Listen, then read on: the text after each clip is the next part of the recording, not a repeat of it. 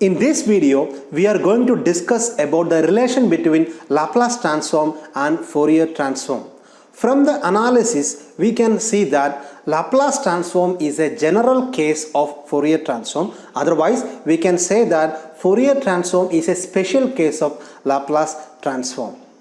Assume that we have a linear time invariant system whose impulse response is h of t, and the output of such a system can be represented as y of t is equal to h of s into e power st, where h of s is given as integral minus infinity to plus infinity h of t into e power minus st dt, which we have already discussed when we were discussing about Fourier transform. This we have already seen. We have here s is equal to sigma plus j omega, where s is known as the complex variable, complex frequency variable, and sigma is the damping factor and omega is the angular frequency of the signal in radians per second.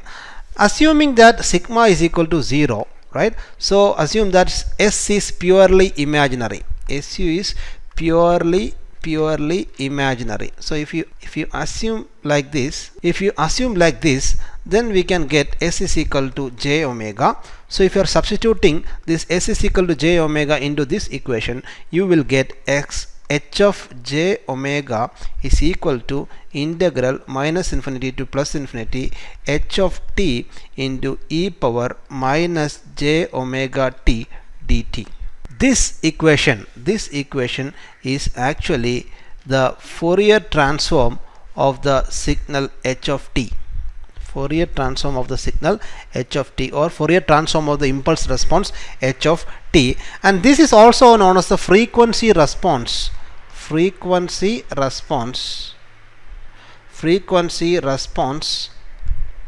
of the LTI system. So we can say that in general we can say that x of s, so a special case of x of s. What is the special case? S is equal to j omega, where sigma is equal to 0. Then what we are getting is the Fourier transform of x of t. Actually what we are getting is the Fourier transform of x of t. So we can say that Fourier transform is a special case of Laplace transform, where we assume that s is equal to sigma plus j omega and sigma is equal to 0. So what is the conclusion? We can conclude that Fourier transform is a special case of Laplace transform. In Laplace transform, we consider the complex frequency function s is equal to sigma plus j omega. In Fourier transform, we assume that sigma is equal to 0, so s is equal to only j omega. X of s can be represented in another way like this. What is that? X of s is equal to x of sigma plus j omega is equal to integral minus infinity to plus infinity x of t into e power minus sigma plus j omega t. So previously in the Fourier transform we had only j omega term, so I am also adding sigma term here into dt. So I am finding out the Fourier transform corresponding to the Laplace complex variable s is equal to sigma plus j omega. So you can get like this, integral minus infinity to plus infinity x of t. I can separate this term as e power minus sigma t into e power minus j omega t dt. Now expressing the terms like this, x of t into e power minus sigma t as a real signal like this and multiplied with the e power minus j omega t dt, you can see that this is the Fourier transform of the signal x of t e power minus sigma t.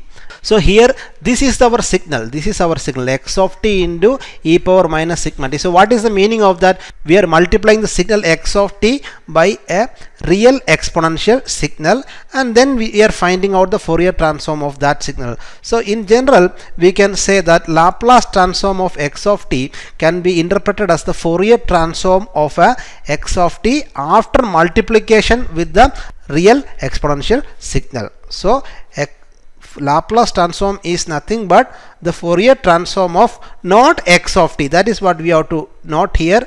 It is not the Fourier transform of x of t, rather it is the Fourier transform of x of t into e power minus sigma t. Here this exponential, this real exponential e power minus sigma t may decay or grow based on the value of sigma. Here you can see if sigma is negative, then e power minus sigma t will grow, and if sigma is positive, then e power minus sigma will be decaying.